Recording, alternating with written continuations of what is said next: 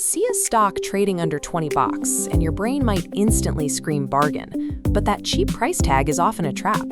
The reality is, a share price in total isolation tells you absolutely nothing about whether a company is actually valuable. A $7 stock with a massive yield can be dangerously expensive, while a $100 stock paying a modest 2% might actually be undervalued. This creates a dilemma for income investors.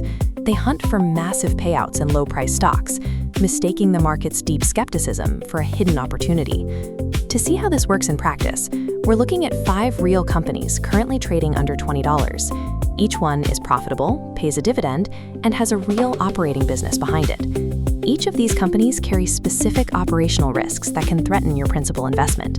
Treating a low share price as an inherent discount is an illusion. The true cost of a cheap dividend is the hidden structural risk you are forced to absorb. We need to map out exactly how much business stability you have to trade away to get those higher yields. Take Western Union. It's a highly profitable money transfer business, currently paying an annualized yield of over 9%. That income looks amazing, but the trade-off is steep. You are accepting immediate cash flow while absorbing the risk of their traditional transfer business, facing disruption from lower-cost banking apps and digital platforms. Then there's Wendy's, offering a roughly 7% yield. Unlike a lot of speculative penny stocks, this is a massive operator producing real free cash flow from thousands of restaurants. However, their first quarter numbers for 2026 showed operational challenges. Global system-wide sales declined, and their U.S. restaurant performance is under pressure. Generating a return on Wendy's depends on management successfully executing a corporate turnaround to improve margins and foot traffic.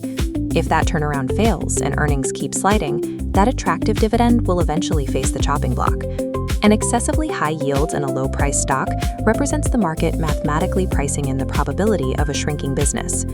Now let's look at Vale, one of the world's largest producers of iron ore and raw materials.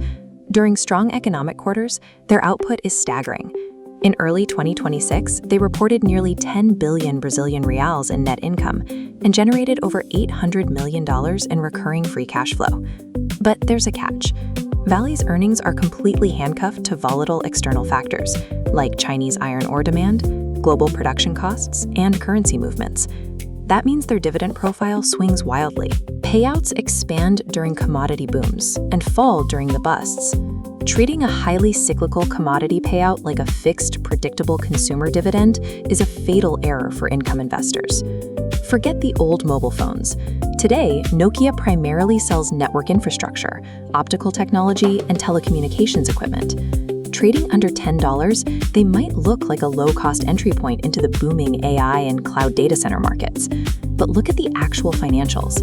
Intense restructuring expenses are actively suppressing their operating profits in a highly competitive market. Investors should categorize Nokia as a business transformation play rather than a reliable source of income.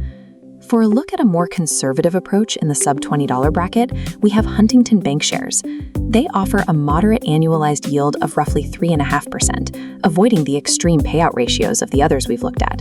Yet even here, the threats are real. A recession could trigger loan defaults and squeeze bank earnings through rapid shifts in interest rates.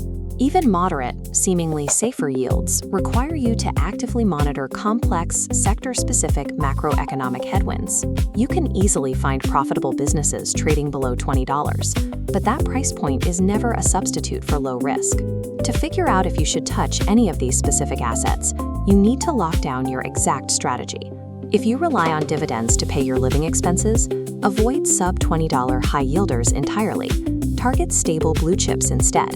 If you are an active value investor, you should only pursue stocks like Wendy's or Nokia if you have the time to track their specific turnaround catalysts. The cardinal rule holds true. Never assume the stock paying the highest yield today is the safest place to park your capital. The ultimate goal is finding a company strong enough to survive economic storms, so they can actually write you a check 5 years from now. Before buying an ostensibly cheap stock, rigorously examine its free cash flow and long-term outlook to ensure you aren't sacrificing long-term capital for a temporary yield.